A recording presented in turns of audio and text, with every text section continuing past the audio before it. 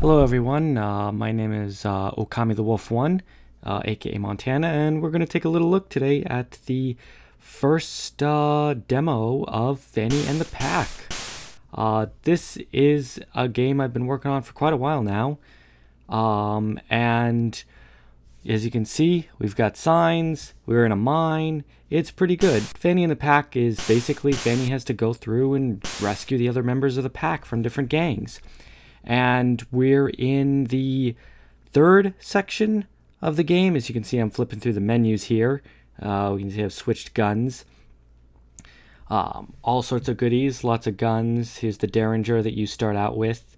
We're in the the third area, really. This is a underground mine section of the game. It's the first section that I really worked on. I found the art was really the easiest to do, so I really had a lot of fun with it. As you can see, Fanny's going through. She's fighting the Coyote Coots, one of the enemy gangs. They're running around, they're shooting. She's running around and shooting. We've got all sorts of stuff. We've got a lovely environment here. All the mine. I did, of course, all the work myself, all the art assets, all the coding. We've got signs that give you directions, tell you what room you're in. Here we're at the pause menu. And look, local map. I was so happy I implemented this a few days ago. And that blip will change, of course, depending on which room you're in. And then we have, here we're in another room. Going through doors. We got enemies on all these old rundown rail tracks. And it's pretty good. Like, I'm really happy so far with the way this... Oh, taking damage on the spikes. With the way the game is coming out so far. I'd say the thing I'm most proud of especially is that UI at the bottom. You can see it says fine. You can see the little health icon, 32. Ammo. We've got 3 different types of ammo. We've got pistol ammo, which 3 of the guns use, I believe. We've got shotgun shells, of course, Fanny and her signature double-barrel shotgun. And we've got more powerful magnum rounds, and we've even got cash. You may have noticed that the enemies are dropping money. Watch, I think this one will drop... So that one actually dropped some ammo. Oh, and we got a sarsaparilla. So that's another health item, too, out of the chest. And if we go into inventory, we can see there's 1 sarsaparilla. Plus 30 health. 0.5 alcohol consumption, and we've maxed out our health. And we can go back into the game, and I'm just really kind of giving a director's narration here. Just pointing out the different features. There's no music. I don't know if the sound effects recorded either. Sometimes the recording software doesn't like it. You may notice while we're underwater, the air meter there in the corner. We'll see it again later. It ticks down.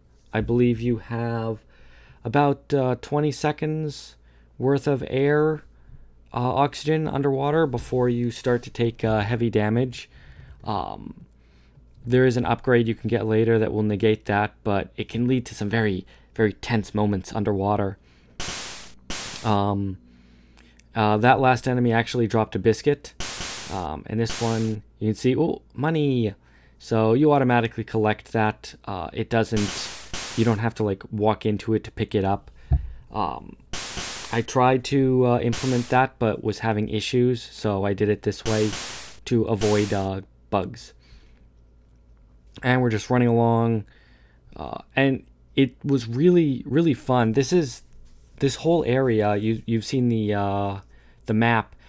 That's just the local map. This is only one of... Yeah, there it is there. This is just one of 8 areas in the whole game. This is actually part of a ghost town. I don't want to give away too much. I don't want to reveal too many of the areas.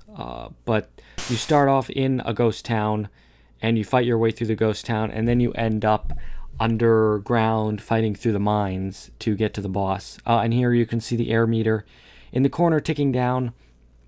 And Fanny here surfacing to refill her air, basically. One thing I really like is if you notice those posts, they're in the foreground, actually, and Fanny just kind of goes behind them, and it's just a nice little touch. This is all coded in Game Boy Studio. which has really come into its own as a really, really solid piece of development software for 8-bit games for the Game Boy and Game Boy Color. Speaking of color, the game will be available in color and will take advantage of the Game Boy Color's capabilities. I don't know if it will be at this point Game Boy Color only, or if it will also be able to be run on the pistol ammo. And you can see we've maxed out our pistol ammo at 75. I don't know if the if it will be Game Boy Color or Game Boy Black and White and Game Boy Color.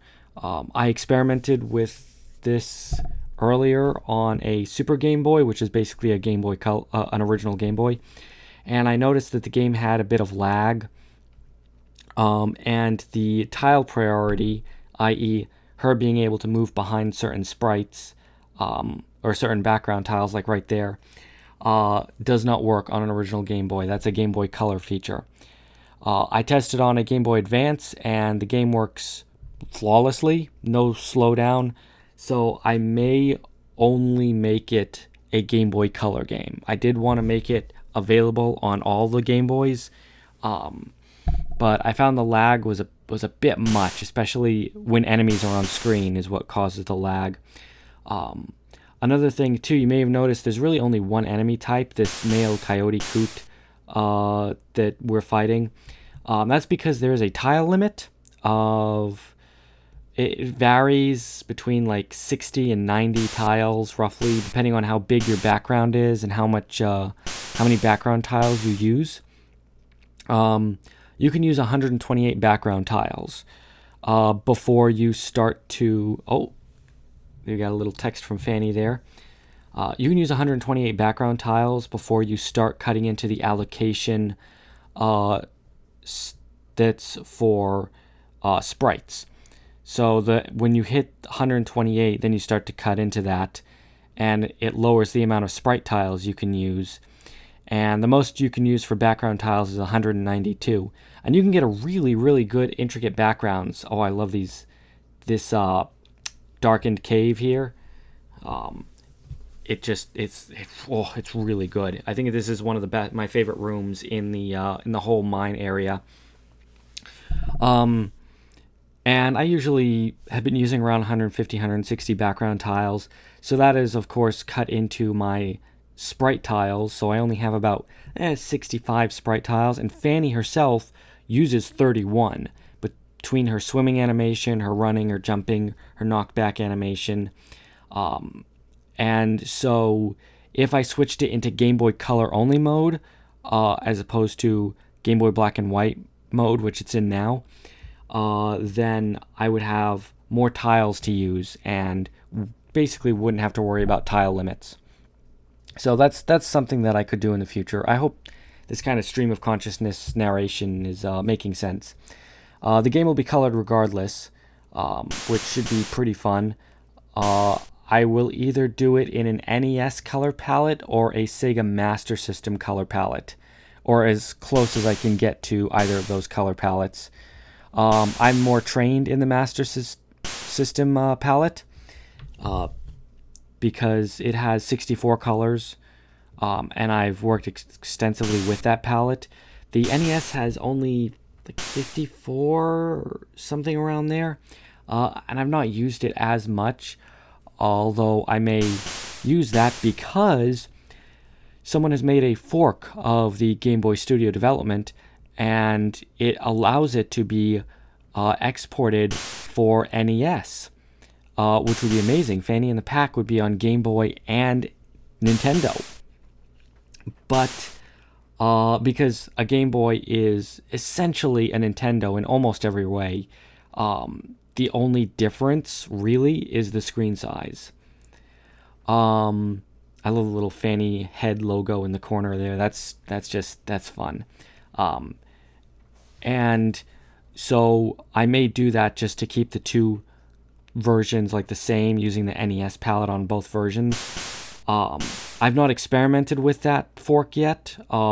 It might not even work that well, who knows.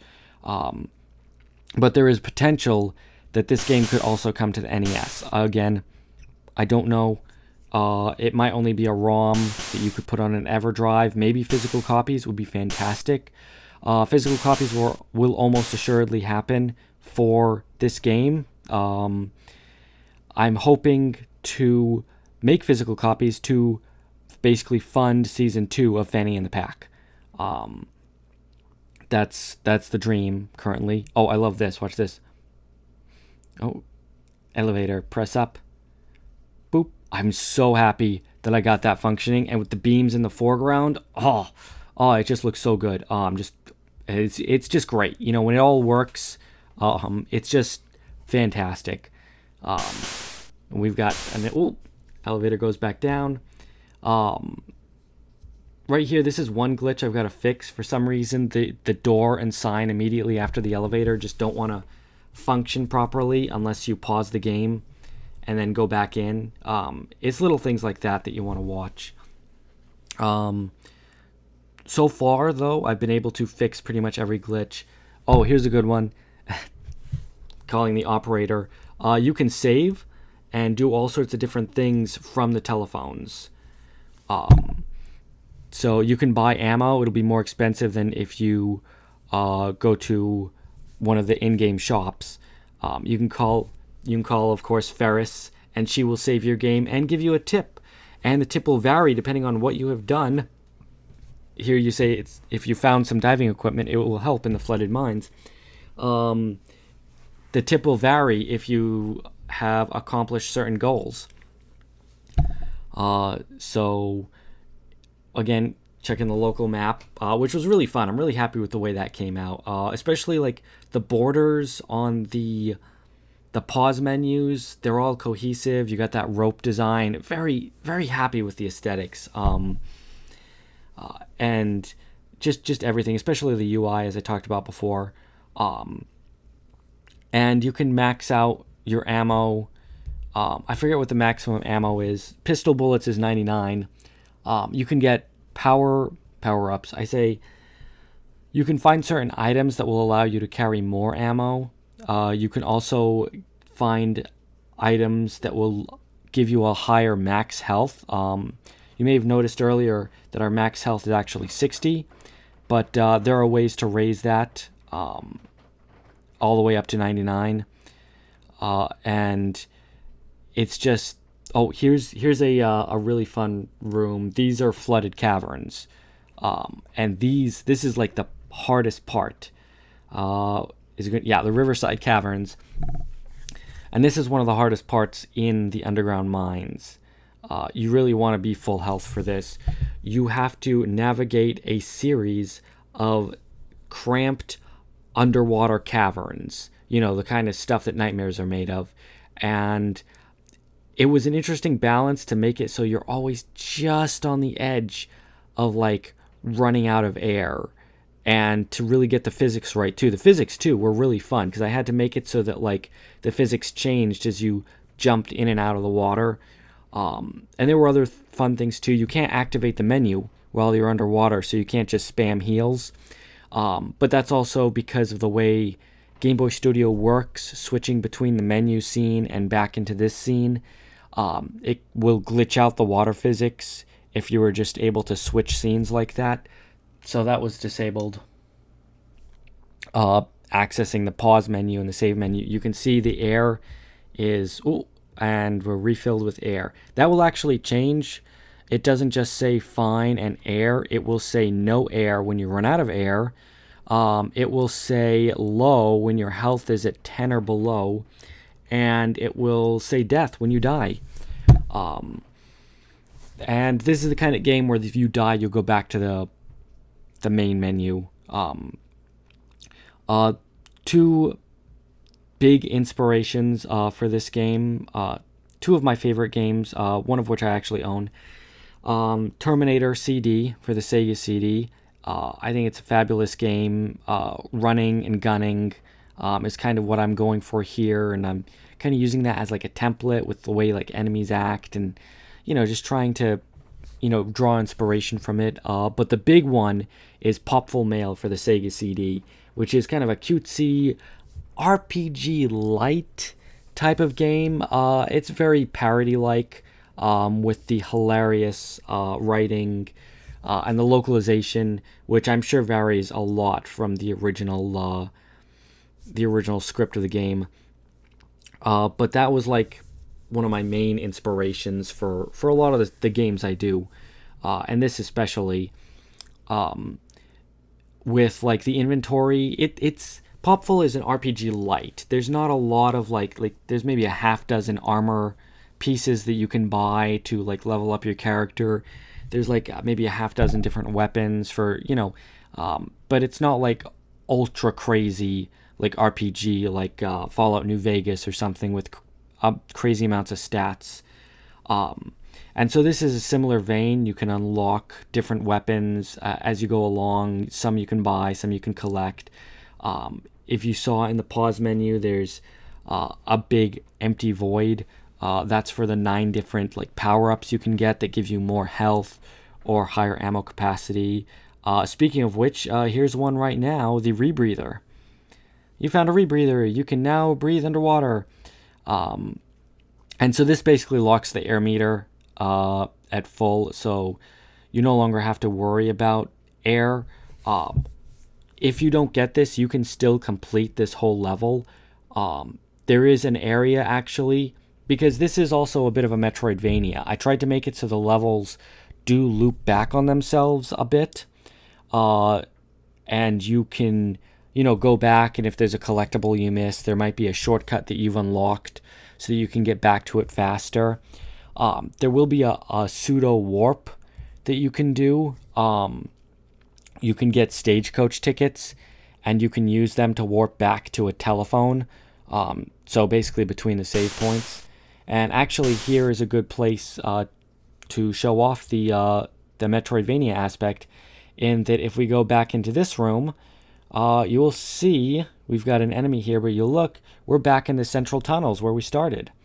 And there's actually the enemy here, though, last one we left in that room. But yeah, no, that was one of the main inspirations, Popful Mail. Let's see, whatever. We're going along, shooting all the enemies. The only sound I've implemented, and unfortunately it didn't record, was the pew, pew of the bullets hitting the enemies and death. The enemies dying in a little poof. But yeah, I'm hoping to do a Kickstarter for this game. Not much, probably a couple $1,000s, mostly to pay for the cartridges. I'm hoping that they're still cheap when I go to buy them this year, considering they're imported from overseas. I have a cartridge rewriter, so basically what I do is I buy the bootleg cartridges from China, which are like $3.50, $4, and I rewrite them. And it seems to work pretty good. Not had any trouble so far, and people get physical games. This time around, I'm going to buy... They do come in a very cheap shell, and I'm going to buy some like really nice shells to put them into, possibly a unique color, which would be fun. I've not decided yet. But yeah, when the Kickstarter is ready, there'll be a really nice trailer that releases.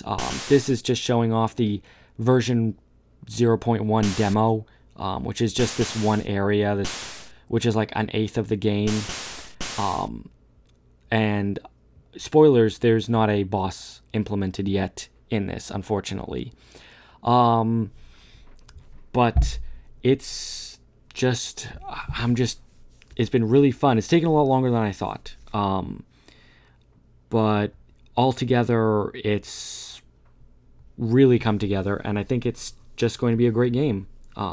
Much better than, frankly, a lot of the schlock that has appeared on the Game Boy. I'm not saying it's going to be like the greatest thing ever or anything, far from it, but like it will, at least art-wise, leagues above like a lot of the lower level stuff.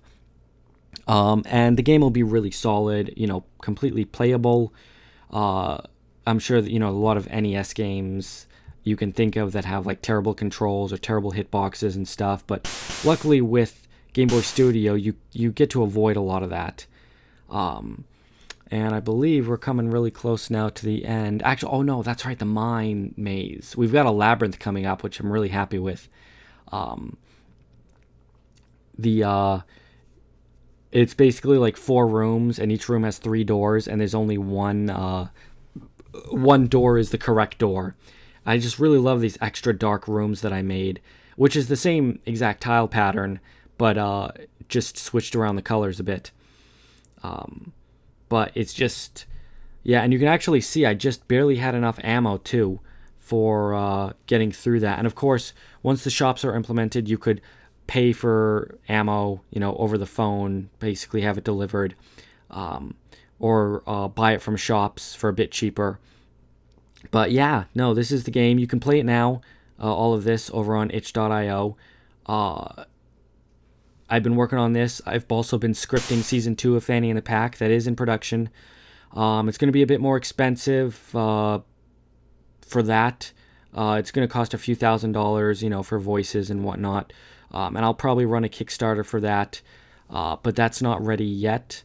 And here we've come to, I believe, the last room for the level.